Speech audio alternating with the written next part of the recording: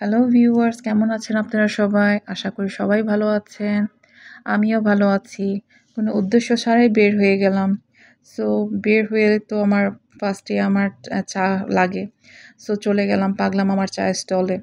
আমি পাগলা মামার চায়ের স্টল নাম এই জন্যই দিয়েছি, সাইডে দেখতে পাচ্ছেন অনেকগুলা নাম লেখা আছে। আর নামগুলো অনেক সুন্দর। ওই চাগুলা আপনি নাম বললে সেই চাগুলা সে দেয়।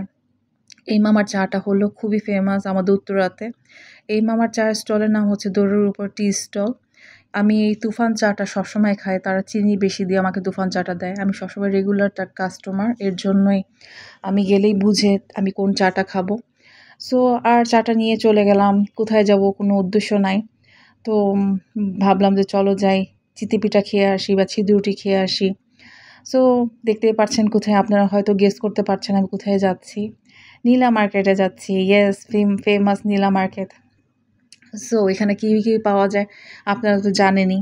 ওইখানে চিতি পিঠা পাওয়া যায়, ছিট রুটি পাওয়া যায়, রুমালি রুটি পাওয়া যায়, হাঁস পাওয়া যায়, তারপর গরু, মুরগি সবই আছে। আমি তো ছিদ্র রুটিটা খুব পছন্দ করি। সো আমি এই স্টলটা আমার আসলে এখানে মমিন ভাইয়ের স্টল আছে। সেখানে আমি সবসময় যাই। কিন্তু মমিন ভাইয়ের স্টলটা আসলে বন্ধ করে দিয়েছিল। তাদের হয়তো হাঁসটা শেষ হয়ে গিয়েছিল। এর জন্য মমিন ভাইয়ের স্টলটা বন্ধ ছিল। এখানে দেখতে পাচ্ছেন হাঁস আছে। তো গরু ছিল। গরু খুব কম ছিল। তারপর আমি গরুটা নিয়েছি। আমার হাঁস খেতে ইচ্ছা করতেছিল না। আমি চাপড়ি নিলাম। দেখতেই পাচ্ছেন আমি কী নিয়েছি। সো এখানকার খাবার খুবই মজা। আজকের জন্য খোদা হাফেজ।